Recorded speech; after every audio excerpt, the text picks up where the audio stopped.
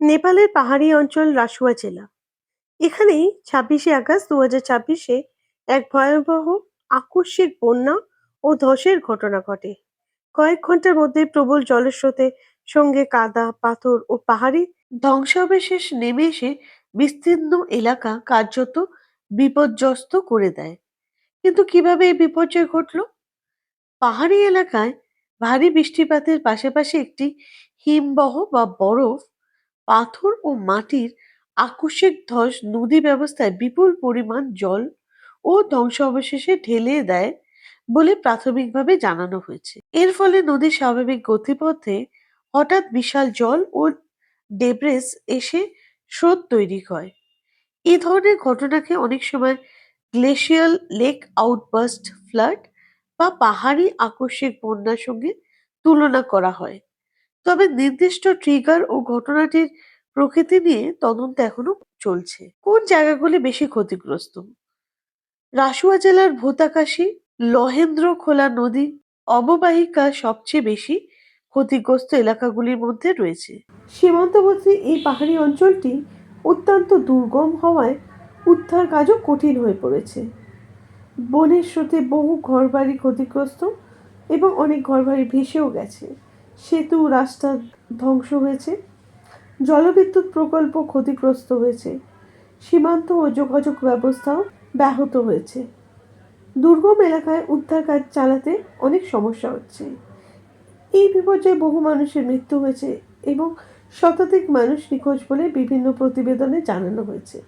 উদ্ধারের অভিযান চলতে থাকায় মৃত ও নিখোঁজদের সংখ্যাও পরিবর্তিত হতে পারে। বিশেষ করে নদীর স্রোতে ভেসে যাওয়া মানুষদের সন্ধানে উদ্ধারকারী দল কাজ করছে। ভারতের জন্য কেন এত গুরুত্বপূর্ণ? এই অঞ্চলটি কৈলাস মানব সরোবরের যাত্রার একটি গুরুত্বপূর্ণ রুটের কাছাকাছি। ফলে সেখানে থাকা পর্যটক ও তীর্থযাত্রীদের মধ্যেও অনেকেই বিপদের মধ্যে পড়েছেন বলে খবর এসেছে।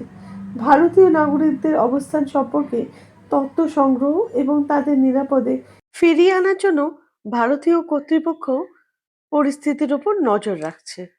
নেপালের পাহাড়ি নদীগুলির জল শেষ পর্যন্ত ভারতের সমতল অঞ্চলে প্রবেশ করে।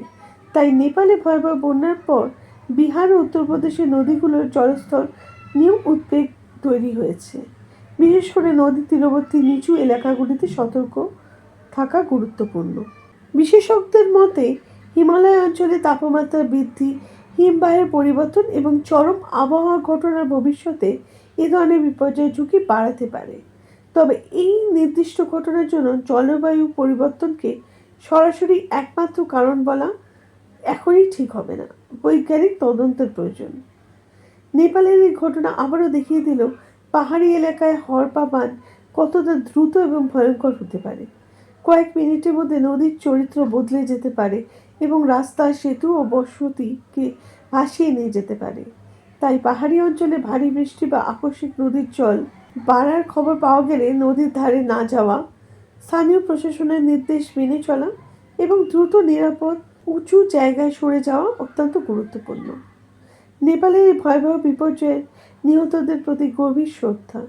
নিখোঁজদের দ্রুত সন্ধান মিলুক এবং ক্ষতিগ্রস্ত মানুষদের নিরাপদে উদ্ধার করা হোক, এটাই আমাদের একমাত্র রিকোয়েস্ট নেপালের সরকার এবং উদ্ধারকারী দলের কাছে।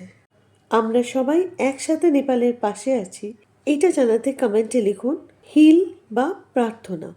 আপনার একটি লাইক এই ভিডিওটিকে আরও মানুষের কাছে পৌঁছে দিতে সাহায্য করবে। আপনার একটি শেয়ার হয়তো এই ভিডিওটি নেপালের ভয়াবহ বিপর্যয়ের ক্ষতিগ্রস্ত মানুষদের প্রিয়জনের কাছে পৌঁছে দিতে পারে এই তথ্যটি। আর এরকমই গুরুত্বপূর্ণ আপডেটের জন্য আমাদের চ্যানেলটাকে সাবস্ক্রাইব করবেন। Thank you.